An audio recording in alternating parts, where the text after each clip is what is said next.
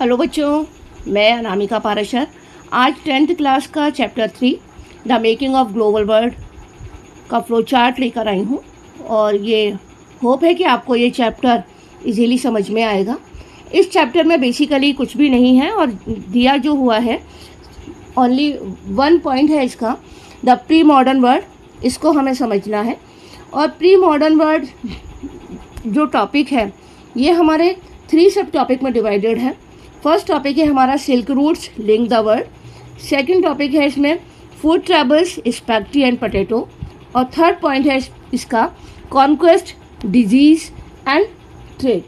तो जिस वर्ड को प्रेजेंटली हम ग्लोबलाइजेशन के नाम से जानते हैं वो वर्ड एंशियंट टाइम में जाना जाता था ग्लोबल वर्ल्ड के नाम से, राइट। तो ग्लोबलाइजेशन की नीड या ग्लोबल वर्ल्ड की नीड हमें क्यों हुई वो सबसे पहले हमें समझना जरूरी है। तो यहाँ दिया हुआ है v satisfy our needs and wants using goods and service. हमें हमारी आवश्यकताओं को और हमारी जो ज़रूरतें हैं उनको सेटिस्फाई करने के लिए गुड्स मीन्स सामान और सर्विस मीन्स सेवाएं होता है, इनकी ज़रूरत होती है। और ये दोनों ही चीज़ें हमें कब मिलती हैं? These goods and service came to us through trades. Trades means व्यापार, इसके माध्यम से मिलती हैं, ठीक है। और ये जो ग्लोबलाइजेशन है इसमें ट्रेड का बहुत ही इम्पोर्टेंट रोल रहा। तो ये दोनों हमारे 1.1 मार्क्स के क्वेश्चन हैं। अब बात करते हैं हम अपने ट्रेड की कि how many types of trade are there. तो trade can be done local, national and international level. Trade जो होते हैं वो लोकल लेवल के, नेशनल लेवल पर और इंटरनेशनल लेवल पर होते हैं। बेसिकली लोकल ट्रेड और नेशनल ट्रेड तो इनसाइड ऑफ द कंट्री है, लेकिन जब 2 और more than 2 country involve in trade and business it is known as international trade. और इसी एक टर्म को हम जानते हैं इंटरनेशनल ट्रेड के नाम से या ग्लोबलाइजेशन के नाम से, ओके। अब यहाँ पे सबसे पहले हम देख लेते हैं कि ट्रेड की ग्लोबलाइजेशन की डेफिनेशन क्या है। और ग्लोबलाइजेशन की डेफिनेशन देखने के बाद ही हम अपना आगे का शुरू करेंगे। Making of global world has a long history of international trade, migration of people and movement of capital of other thing. Basically globalisation का मीन्स होता है फ्लो। फ्लो मीन्स प्रवाह। और इस फ्लो में हम सभी चीज़ों को लेते हैं। Flow of idea, flow of thinking, flow of trade, flow of business, flow of capital, flow of rituals, tradition also. तो जिन चीज़ों का भी फ्लो होता है from one place to another it is known as globalisation. But यहाँ हम जब हिस्ट्री की बात कर रहे हैं तो actually this is related to the business, okay. तो यहाँ सिंपली डेफिनेशन दी गई है। Globalisation we means increasing integration between the different economies of the world. Globalisation का सीधा सा मतलब है कि एक कंट्री दूसरी कंट्री के साथ इंटरकनेक्टेड है, इंटरडिपेंडेंट है और इकोनॉमी को लेकर वर्ल्ड की मोस्टली कंट्रीज इकोनॉमी को लेकर एक दूसरे के साथ जुड़ी हुई हैं। अब हम बात करते हैं कि एक्चुअली जो हम मेकिंग ऑफ ग्लोबल वर्ल्ड पढ़ रहे हैं वो वर्ड में कब आया। तो trade between nation began as early as 3000 BC। 3000 BC से पहले ट्रेड जो था वो ग्लोबल लेवल पर होना शुरू हो गया था। और इसमें यदि हम एग्जाम्पल देखें तो एग्जाम्पल आपको मालदीव्स का मिलेगा। Maldive use to trade with China and East Africa. यहाँ मालदीव्स का जो नाम लिया जा रहा है, मालदीव्स में शी शोर है और यहाँ पर आपको शी शेल्स मिलेंगे जिनको हिंदी में कौड़ी कहते हैं, ठीक है। और मालदीव्स चाइना और ईस्ट अफ्रीका के साथ अपने ट्रेडिंग रिलेशन डेवलप करने के लिए इन शी शेल को या कौड़ियों को एज ए करेंसी या मनी के रूप में यूज़ करता था, राइट। चलिए आगे का टॉपिक डिस्कस करते हैं जो कि हमारा डायरेक्टली रिलेट करता है प्री मॉडर्न पीरियड से। और इसका जो हमारा टॉपिक है, इसका फर्स्ट टॉपिक आता है आपका silk route. Silk route actually है क्या, किसको कहते हैं हम सिल्क रूट? और इस सिल्क रूट की आवश्यकता क्यों हुई थी। बेसिकली ये जो सिल्क रूट है ये डायरेक्टली चाइना से कनेक्ट करते हैं इसको, और इसीलिए the route which used for transportation for the Chinese silk cargo is known as silk route. ये राइट, ओके।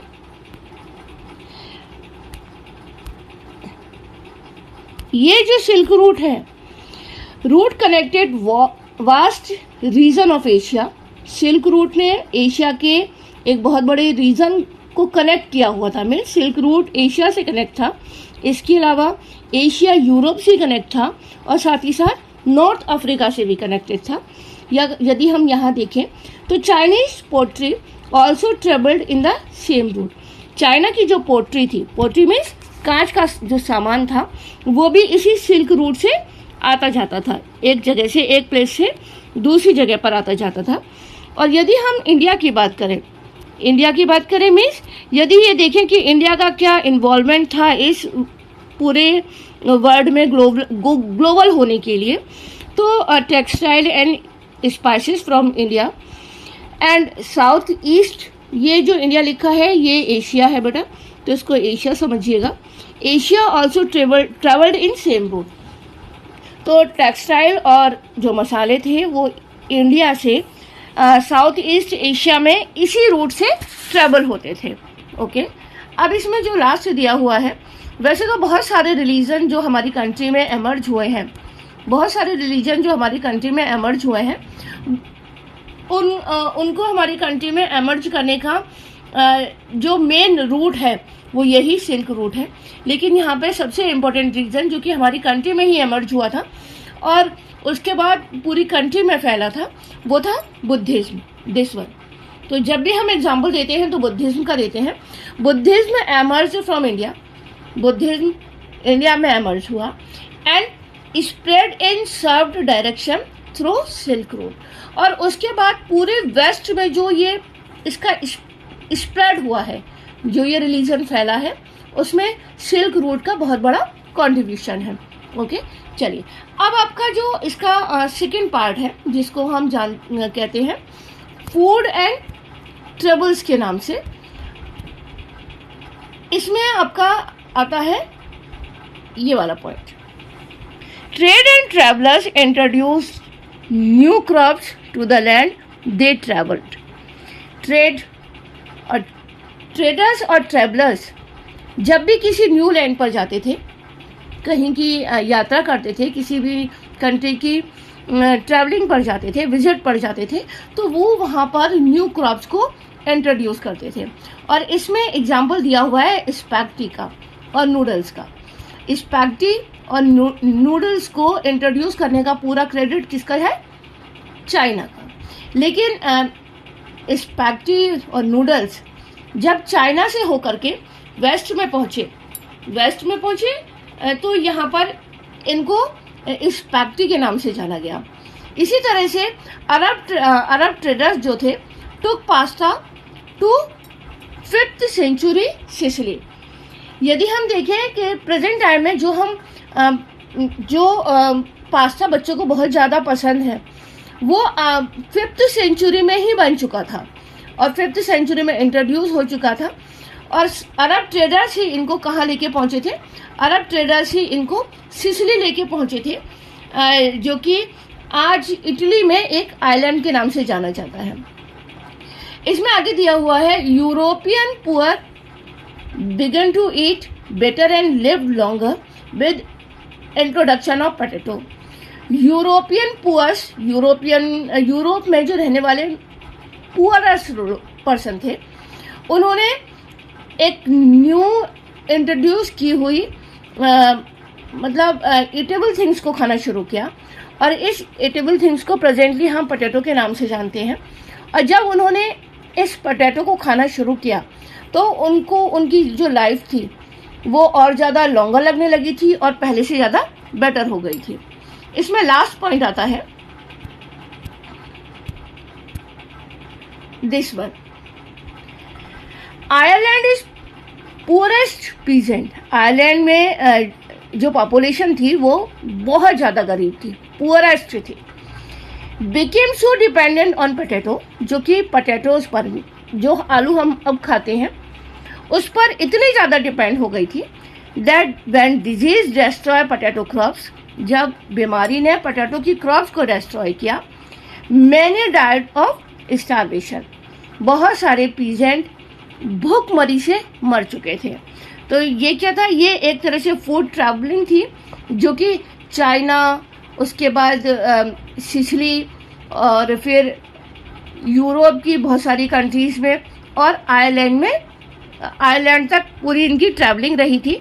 इट मीन्स हम कह सकते हैं कि जो भी खाने की चीज़ें हम प्रेजेंटली यूज़ कर रहे हैं वो आज का मतलब कॉन्टेम्प्रेरी टाइम की नहीं है, और ये बहुत समय से हमारी कंट्री में और ऑल ओवर द वर्ल्ड क्या कर रही हैं, मूव कर रही हैं।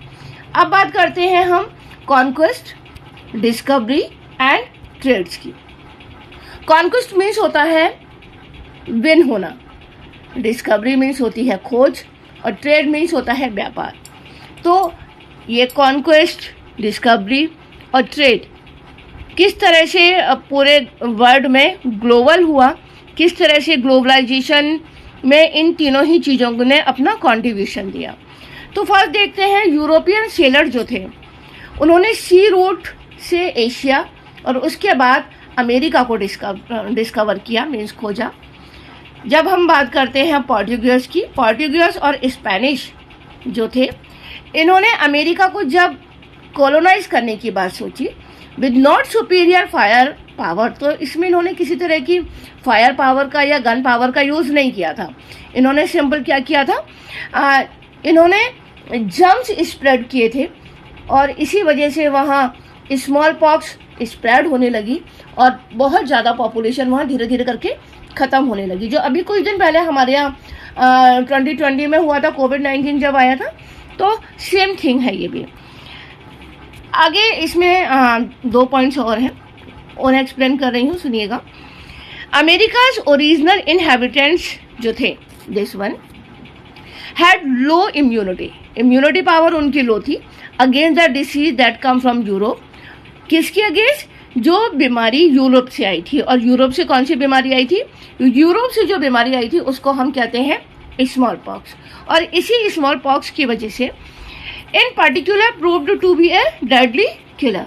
इस बीमारी को हम किलिंग डिजीज के नाम से जानते हैं, और इस बीमारी ने अमेरिका में रहने वाले बहुत सारे लोगों को ख़त्म कर दिया था।